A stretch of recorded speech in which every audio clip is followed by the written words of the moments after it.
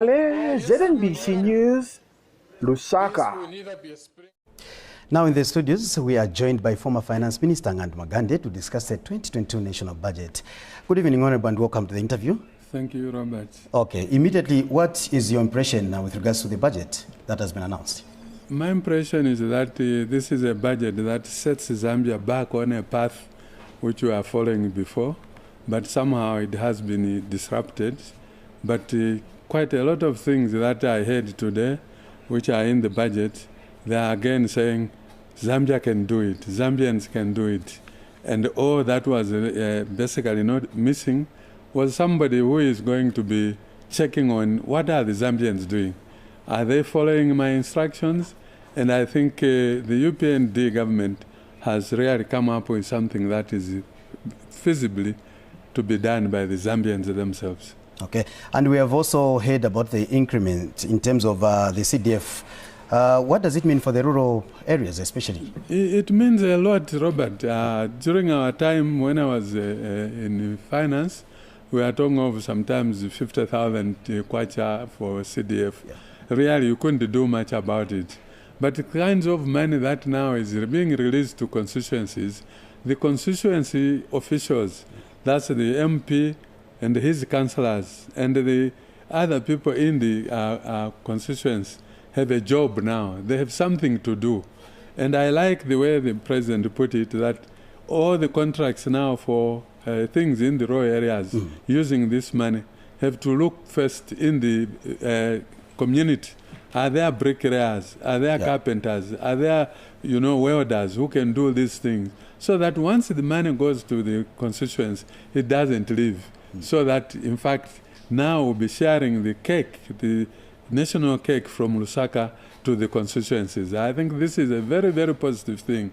That is what we are trying to do with the late Manawasa. We call this fiscal decentralization. But then we discovered a few challenges, so we really didn't go out there. All we started was we had a plan, the fifth plan, which was done from district level up to national level. So it means quite a lot for the people that are in the constituencies. And no MP now will say, I didn't get enough, because more or less the president and the minister says, we will make sure that all the constituencies get their money on time at the same time. And the one thing that would all carry home is that 11,000 health workers and 30,000 teachers will be employed. I think this is also great news. It's a great news indeed. I mean, 30,000 teachers. But what amazed me, Robert, was that the minister said to recruit and employ these 30,000 teachers, he only needs 1.6 billion kwacha. And I started saying to myself, last year's budget was 117 billion. You mean the PF could not employ 30,000 people with 1.6 billion out of 117 billion? And that is where I believe that the UPND government, when the president and the minister says priorities were upside down, definitely indeed they were. Because if we get these 30,000 teachers, they are going to impart knowledge to the young people. What obviously becomes an issue for me is, what are these teachers going to impart to these children? I hope they don't continue to talk about Livingstone discovering the Victoria Falls. That's meaningless. They should now teach these young people how to plane a plank, how to weld a nut, how to even weld. In the end, if you have a welder in the community, he will be welding even the ox plows for the villagers. So we have to look at what kind of teaching, what kind of things are we going to teach these children? The same with the nursing staff, 11,000 of them going into the hospitals.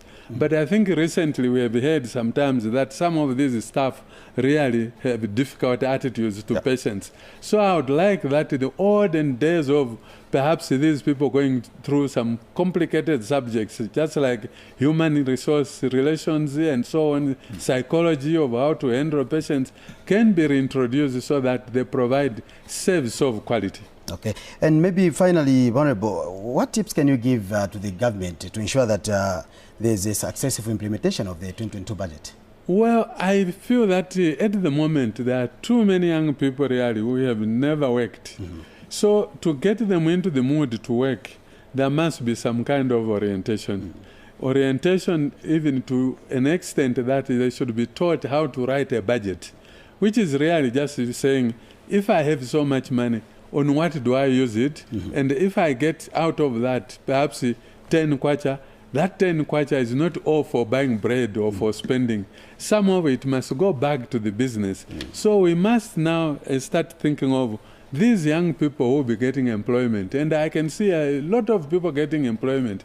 I was saying, if I was still young now, I would go to my village councillor and the village headman and say, there is money here. I want to help you to think what we can do with the money. Perhaps we should just start making, tables and sell and make money for the community. This is what this CDF is going to do. But what is required is we must have effective control measures. There must be accountability for this money so that it just doesn't disappear. We know that when money is spread over, there is a tendency that you think where it came from, there is much more coming. Okay. So I think we should have enough controls.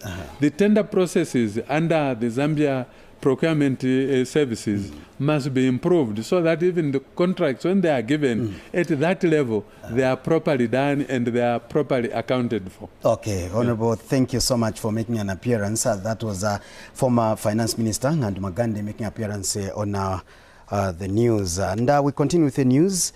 Various stakeholders have welcomed the pronouncement made in the 2022 national budget. Wilson Melinda has details in the following report. For the first time in the history of this country, we will recruit 30,000 people.